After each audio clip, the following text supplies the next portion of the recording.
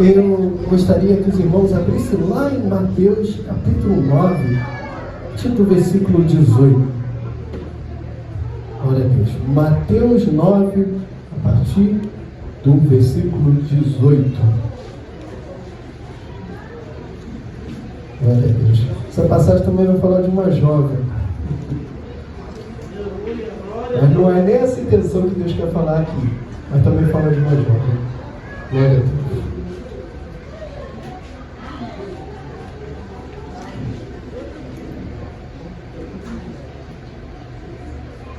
Amém? Todo mundo abriu comigo? Mateus 9, a partir do versículo 18. Quem precisar de ajuda, tem a professora aqui da escola dominical também, né? Pastora, tem missionária. Bem, vou começar a ler. Diz assim: a cura da filha de Jairo. Enquanto ele ainda lhes dizia essas coisas, eis que chegou um certo governante e o adorou, dizendo: minha filha faleceu agora mesmo, mas venha, impõe tua mão sobre ela e ela viverá. Levantando-se, pois, Jesus o seguiu, e também foram os discípulos. E eis que uma mulher que havia já 12 anos padecia de um fluxo de sangue, chegando-se por trás dele, tocou na orla de sua veste. Pois ela dizia consigo: se eu tão somente tocar a sua veste, eu ficarei sã. Mas Jesus, voltando-se e vendo-a, disse: tem bom ânimo, filho, a tua fé te curou. E naquela mesma hora, a mulher ficou sã. E Jesus, chegando à casa do governante e vendo os flautistas e as pessoas em alvoroço, disse-lhes: retira-vos, pois a menina não está morta, mas dorme. E riam dele para escarnecer. Mas quando as pessoas foram colocadas para fora, ele entrou e tomou pela sua mão, e a menina se levantou. E a sua fama acerca disso foi por toda aquela terra. Olha, Deus, pode se assentar. Hoje é culto da família. E essa passagem, Deus me deu várias coisas para profetizar sobre essa igreja acerca disso. Primeira coisa, diz que Jesus estava a caminho e veio um governante e o adorou. Naquela época, qualquer um governante, Jairo, ou qualquer outro, por exemplo, a Bíblia diz de um homem importante chamado Nicodemos, que precisava ir até Jesus de madrugada com medo das pessoas virem. No caso de Jairo, ele quebrou também protocolos, se ajoelhou aos pés de Jesus. Por quê? Porque sabia que só dele poderia vir a cura da filha dele. Outra coisa interessante dessa passagem fala de uma mulher. A Bíblia não diz o nome dessa mulher, mas diz que essa mulher estava padecida há 12 anos de fluxo de sangue. Imagine, por exemplo, a neta da pastora tem 12 anos de idade, certo, a Sofia? Vocês imaginam, vocês já viram a Sofia, viram ela criança, viram ela crescendo, ela entrou até no grupo jovem. E é esse período que essa mulher sofria há 12 anos. E que eu acho mais interessante que já é um milagre aquela mulher estar viva sofrendo há 12 anos de um fluxo de sangue. Durante 12 anos. Mas nessa passagem de Mateus eu acho interessante, eu queria ler para os irmãos porque é curta. Porque lá no livro de Marcos diz que ao tocar, ela sentiu na mesma hora que estava curada e caiu. E aqui não está acreditando que ela conseguiu. E Jesus falou que dele saiu virtude. O tamanho da fé daquela mulher. Ela pensou: Jesus, ele está ocupado, ele vai lá na casa de Jairo, mas eu vou somente tocar, porque daqui vai sair a minha bênção. E quantas vezes eu penso assim: se não fosse por Jesus ter tocado a gente, talvez a gente não estaria nesse lugar. Talvez não foi um fluxo de sangue que veio para a sua vida para você tomar posição. Talvez foi outra coisa.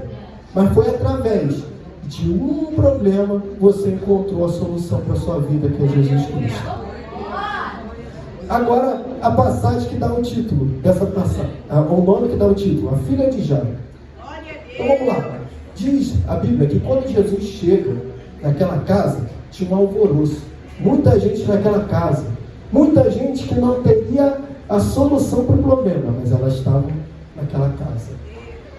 Só que naquele momento que Jesus chega e fala que aquela menina não está morta, eles começam a rir dele.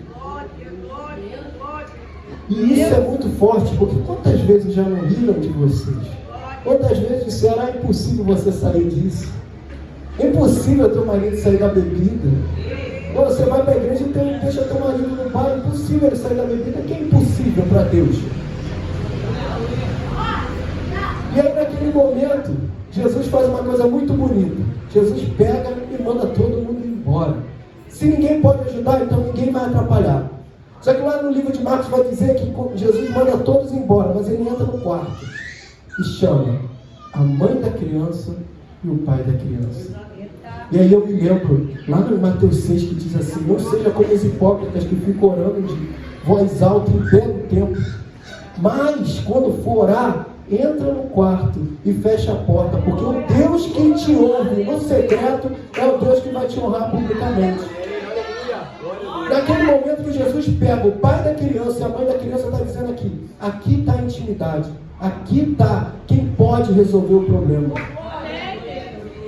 Não queira ser aquela pessoa que sai distribuindo o seu problema para todo mundo. Somente um pode resolver o teu problema. O nome dele é Jesus Cristo, ele está aqui essa noite. E aí, quando Jesus entra no quarto com aquela criança, chega até aquela criança e fala assim: Talita cum. Que vai, a gente traduzindo, diz assim: menina, ouça, levanta. E naquela mesma hora a menina ouviu e levantou. Levantou, andou. E aí Jesus diz o seguinte para ela, para aquele casal que estava no quarto: fala assim, não fala o que aconteceu aqui para ninguém. Vocês entenderam? Lembra quando eu falei assim: o Deus que te ouve no secreto é o mesmo que vai te honrar publicamente? Aleluia! O teu problema você não vai precisar levar para ninguém não, porque a tua solução todo mundo vai ver. E naquele momento Jesus fala para aquela família: não fala para ninguém o que aconteceu. Ué, Jesus mandou para fora, mas deveria estar todo mundo no portão e todo mundo viu aquela menina sendo curada.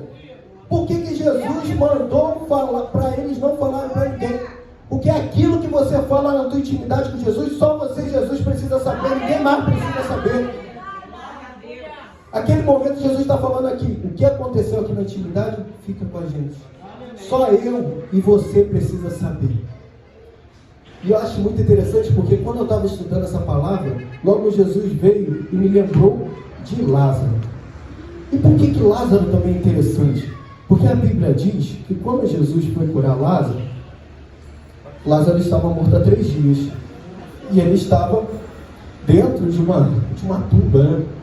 E aí Jesus chama Lázaro para fora. Mas o mais interessante é, nessa passagem, Jesus vai até o quarto da menina para ressuscitar a menina.